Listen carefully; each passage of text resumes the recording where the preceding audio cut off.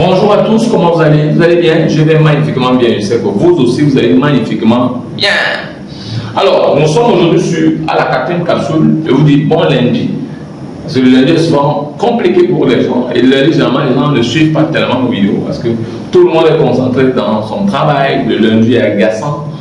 Maintenant, nous apportons un peu ce côté de joie, la joie de vivre là, avec ce que nous allons partager avec vous. Alors, ce lundi, donc, pour cette capsule, nous allons vous parler du marketing de business en ligne. Pourquoi est-ce que nous pensons aujourd'hui que le marketing de réseau pourrait être un business en ligne?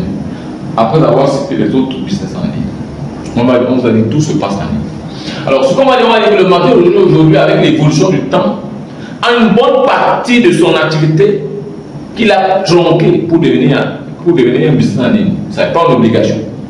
Tout le monde peut décider de ne pas le mettre en ligne. Un peu comme j'ai pas du e-commerce. Il y a d'autres qui peuvent utiliser le commerce normal.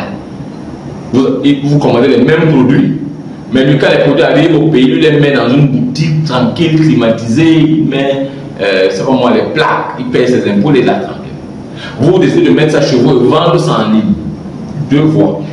Le marketing de réseau est donc comme ça. Le commerce, chacun fait le choix. Le marketing de réseau arrive, chacun fait son choix. Alors, on va dire, est-ce que le marketing de réseau est donc en ligne? Qu'est-ce que nous pouvons faire le lien?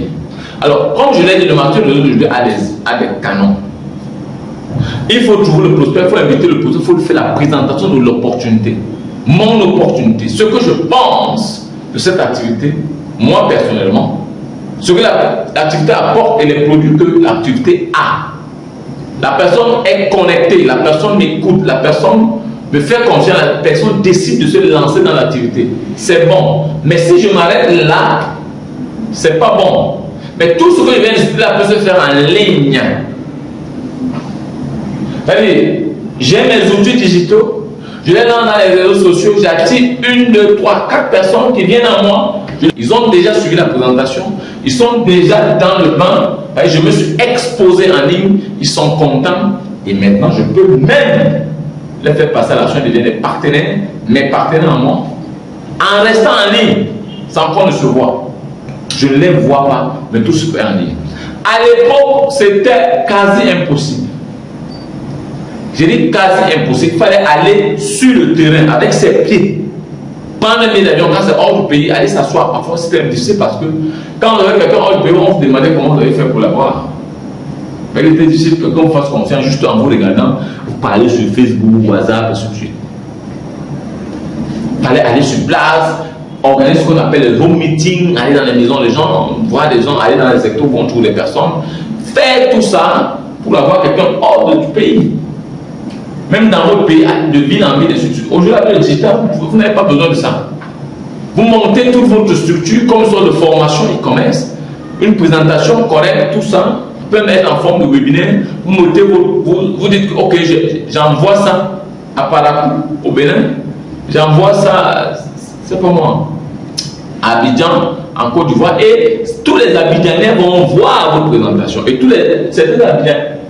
certains Abidjanais donc vont décider de venir faire l'activité avec vous sans vous connaître, sans vous voir, parce qu'ils ont suivi les étapes, vous les avez trouvés, vous les avez invités, ils ont suivi la présentation, à la fin ils décident de venir à vous sans vous connaître. Tout ça c'est en ligne,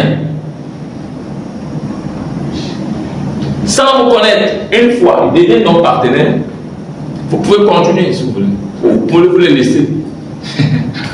Aussi simple. Donc, à ce niveau-là, on peut donc dire que le marketing de réseau devient un business en ligne. Mais la grande partie, ou alors la majeure partie, ou alors une bonne partie, cette activité se fait en ligne. On trouve le prospect, on invite le prospect, on fait la présentation au prospect en ligne, sans le voir. On communique même pour la suite au prospect en lui disant comment la personne va faire pour prendre l'action en ligne et la personne devient partenaire sans qu'on se voit. Donc, on peut rester en ligne, causer en ligne jusqu'à pendant 2-3 ans. Nous, on a des partenaires comme ça jusqu'à présent. Donc, ceci déjà démontre que le marketing de réseau est un business en ligne.